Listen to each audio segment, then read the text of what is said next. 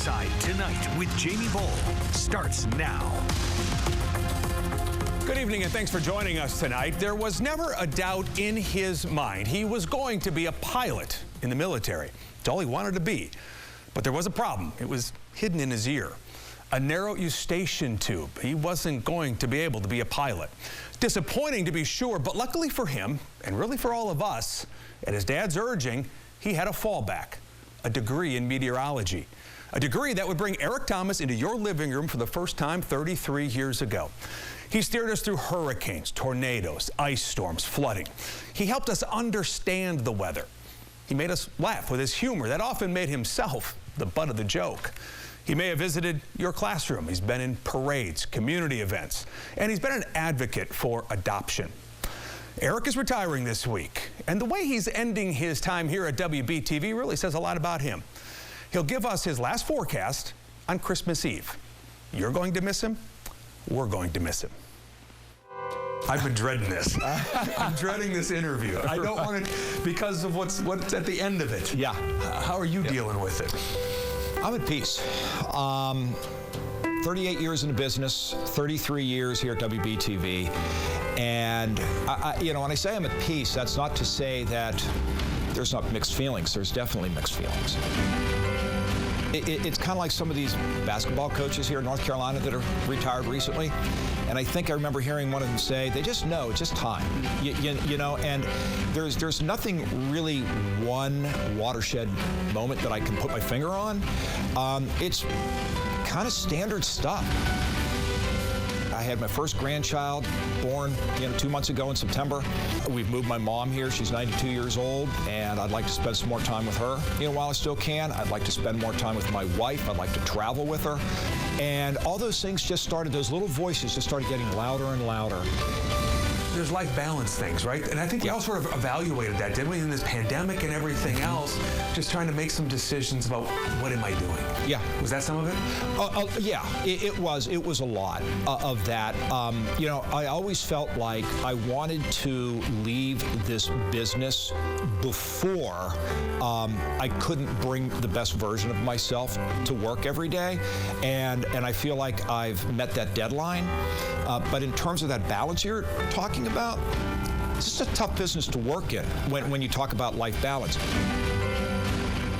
That's it can kind of wear on you after 3 or 4 decades. Absolutely. So, first time you walked into this building, what do you remember about it? The thing I remember about this building is being intimidated. I worked in 2 very small TV stations before coming here. Bob Inman, Lisa Cooley, Eric Thomas's custom forecast, and Paul Cameron's sports. And the reputation of WBTV that goes back 72 years now, and all the legends that you think that came through here, I just remembered being intimidated.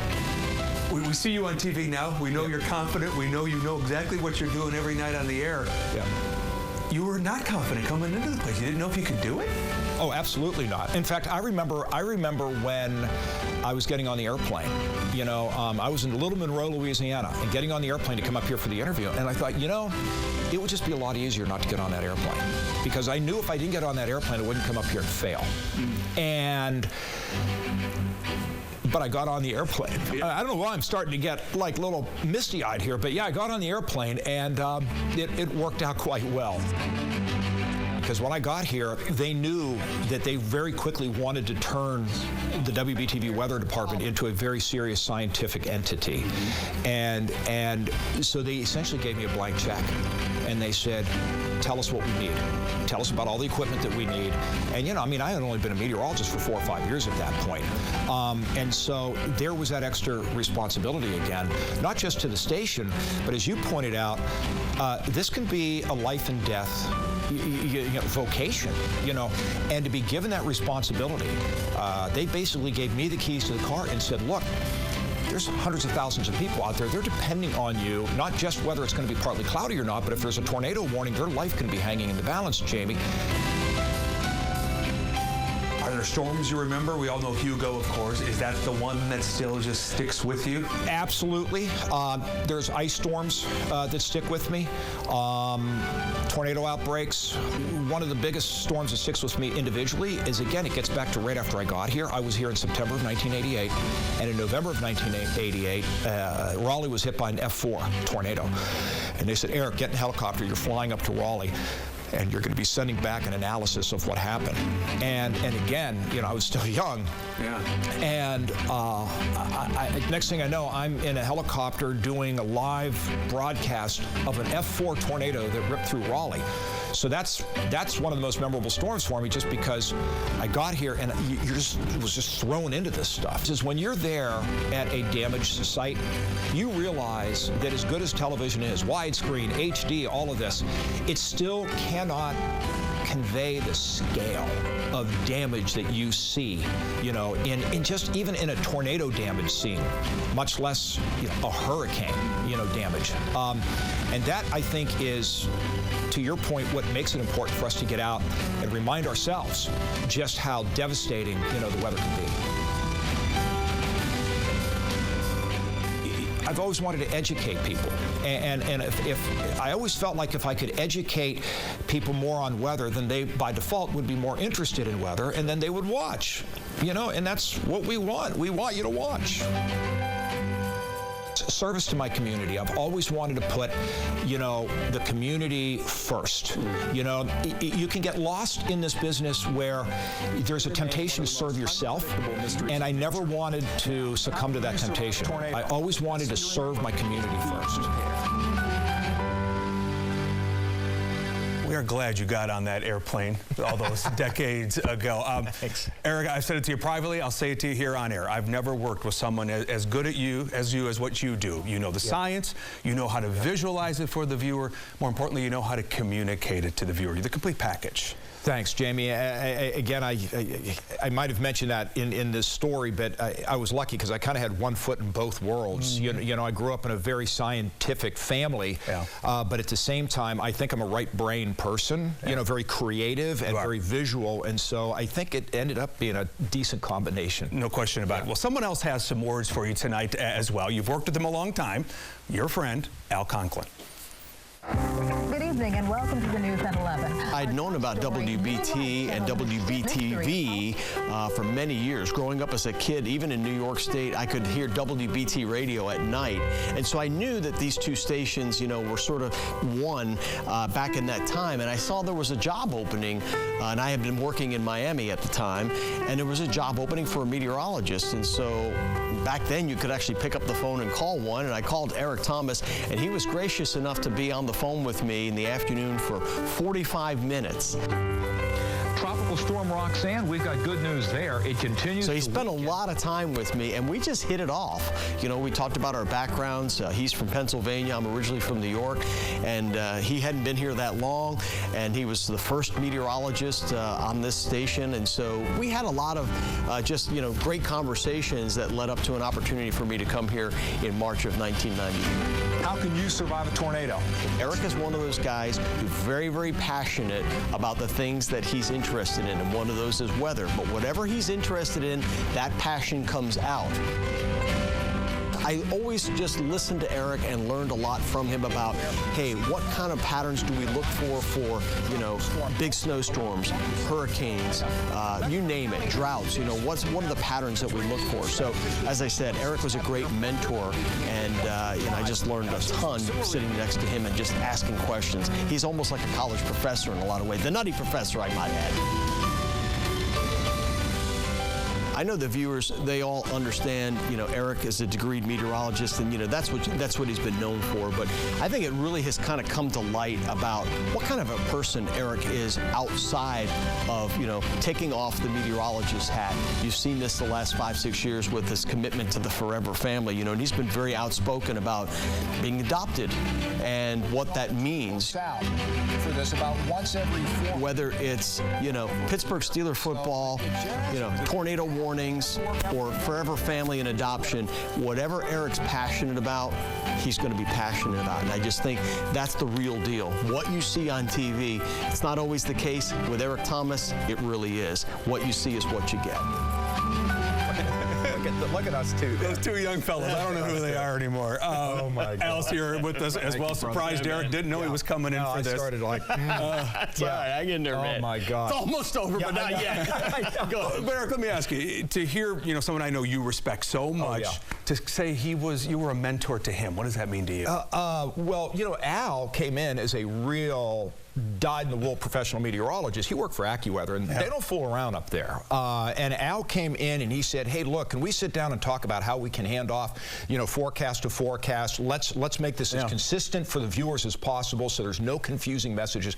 He knew exactly what he was doing the moment he walked through the door, and I've had him right-hand man now for 29 years, and it's been a blessing. I think we made a good team. Absolutely. And now the baton being handed off, you're the chief meteorologist here going forward. What does that mean to you? Well, I'm just going to try and keep the legacy going that, our news manager, Kim Saxon, said, we don't do this very often around here. Eric's had the job for so long. Right. And, it's like the Supreme Court justice, right? So I'm just going to try and keep it between the ditches here, and just keep on the legacy that Eric's started. And, we've got a great staff going forward. We're going to certainly miss Eric, but I've got him on cell phone. I know how to get him on if I need It's to. just that simple. Absolutely. Al, appreciate you coming in to talk to us here tonight. Now, don't go anywhere, Eric. Okay. Oh, we're not done. We've got some surprises for you. The rest of tonight's newscast is actually dedicated to you. Oh, my God. A lot of people have a lot of stories to tell, some congratulations to share, some thank yous to express. More of that after the break. I've been the First Alert Chief Meteorologist at WBTV for over 33 years. I've dedicated my career to keeping families safe when severe weather strikes. But I wasn't alone. For almost 29 years, Al Conklin has been by my side on the First Alert weather team. I'm retiring, and Al is the perfect choice to take over. I'm honored to continue the important work of helping to provide families in our area with a certified, most accurate forecast, but I'm really going to miss you. Al Conklin, WBTV's new chief meteorologist. Welcome back, Eric. A little surprised right now. He didn't know we were going to do the entire show tonight, On Your Side Tonight, dedicated to him. We mentioned this earlier. You've been there through the big weather events, obviously, but the impact you have had goes far beyond that. Being an adopted child yourself, you know the issue of adoption is something very close to your heart. Every week you have brought us stories of kids looking for their forever family, and they have found them because of you. And the people at Forever Family can't say thank you enough. So Seven Homes, we're a foster care and adoption agency here in North Carolina. We started 26 years ago. About 11 years ago, we found a program in Florida called Forever Family. It's an advocacy program for kids that are cleared for adoption, but yet are not matched with an adopted family. Actually, we did a cold call on WBTV.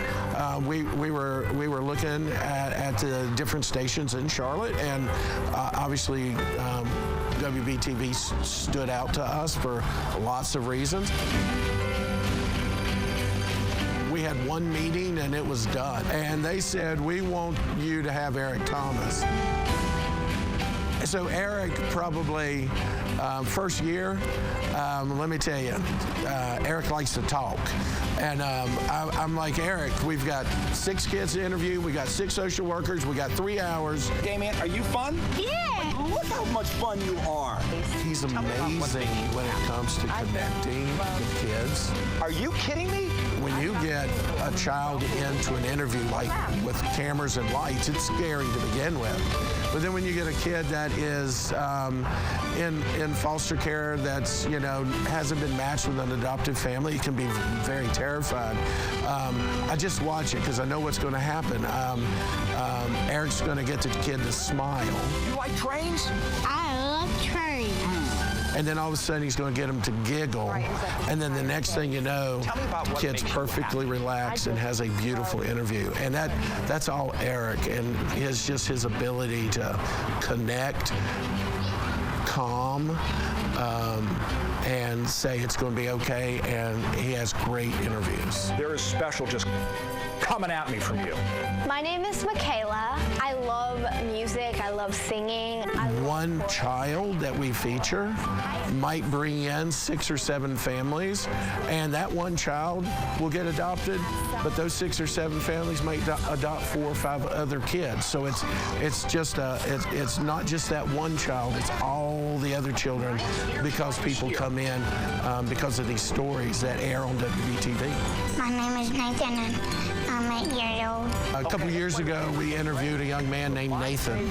Nathan was one of those kids that several families came in for because he was such a special kid. Eric interviewed him, fantastic interview, lots of response.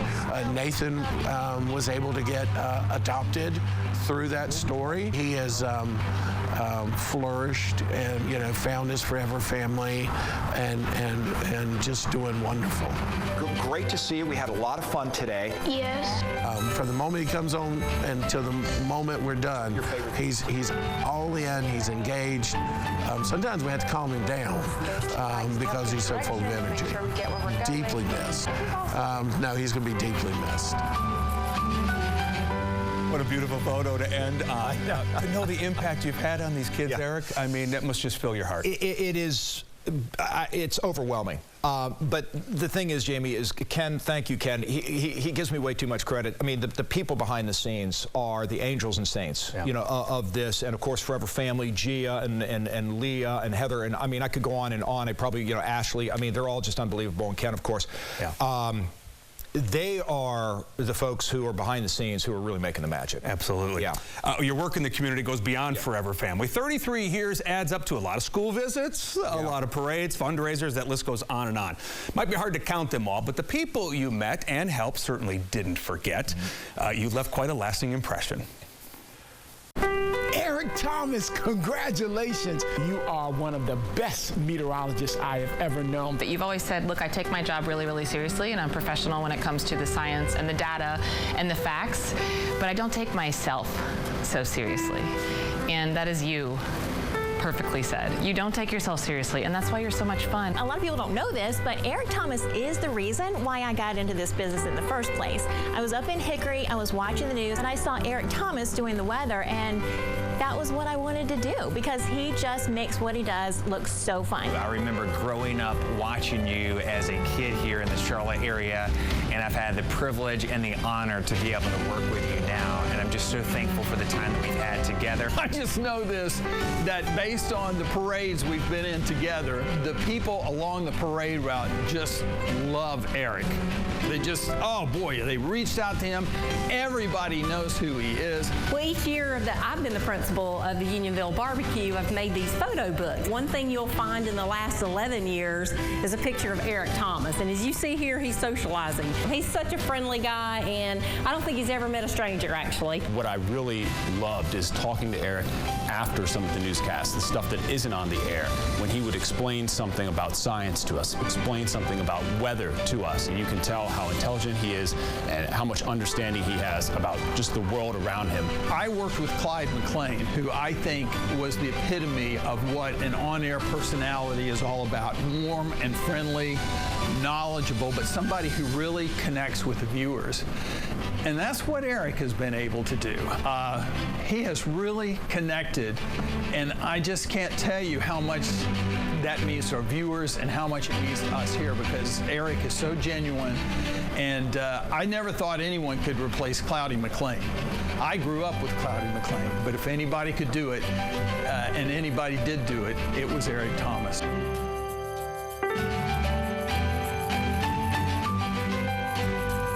About it. Your colleagues, you've mean a lot to him. Well, and I'll tell you, it's funny, Jamie, I mentioned it in the, I guess that package in the A block. You talk about Cloudy McLean. It's hard to believe, 72 years of WBTV, and I'm still the only the third weeknight weather man. Yeah. It's unbelievable. So whoever takes over here, of course, we got Al in the morning. Yep. I keep telling them 28 years, you got to get to 100 years. There you go. Not that far off, actually. Yeah. One more surprise when we come back. Welcome back. Before we sign off, Eric, one more surprise for you here tonight. Wow. This one from your colleagues over the decades. Every single person we reached out to jumped at the opportunity to do this. So here are just some of the people who wanted to say thank you and congratulations. Hey, Eric. It's Chris Suchan here from San Antonio, Texas, and I wanted to send you a little message here for your big party to say congratulations, buddy. Hello from New Mexico. I'm Kelly Franson. I had the pleasure of working with Eric for 7 years. Eric, congratulations on your retirement. Eric Thomas, Teresa Varga Cavoris, coming to you from Minnesota, the land of 10,000 cracked windshields. Congratulations. When Bill Foy and I first interviewed you, I realized quickly that here is someone who loves the weather, so hiring you was a no-brainer. I go back to 1989 when the two of us worked together during Hurricane Hugo, but there have been so many other things that have happened, and you were there all the way through it. Hey, Eric, this is Dennis down on the farm, and look, I stepped out of a staff meeting, if you will, just long enough to wish you a very happy retirement. Hi, Eric. It's Lindsay and Loudon, and we just wanted to wish you a very happy retirement. Congratulations on your very distinguished career at BTV. 33 years. Amateur, but seriously, 33 years, that's a lot. And we're glad that we had you. Enjoy the retirement. The first couple weeks, you'll wonder what's going on, but after that, you're going to love it. So you sit back and relax and do go outside and enjoy the weather and enjoy that grandchild. That is awesome. Thank you, Steve. Before we go, we've got other people who wanted to come in and say goodbye and say thank you for all you have done to us. Thank you. Oh, my gosh. Our forecast for you is fair weather and new adventures, okay? Yes, thank you. Oh, my gosh. I don't know. Thank you all. I don't know how much. Do I have any time? I don't think so. We've used it up. Thanks for watching, everybody. Oh, my gosh. Thank you. Oh, my. Oh.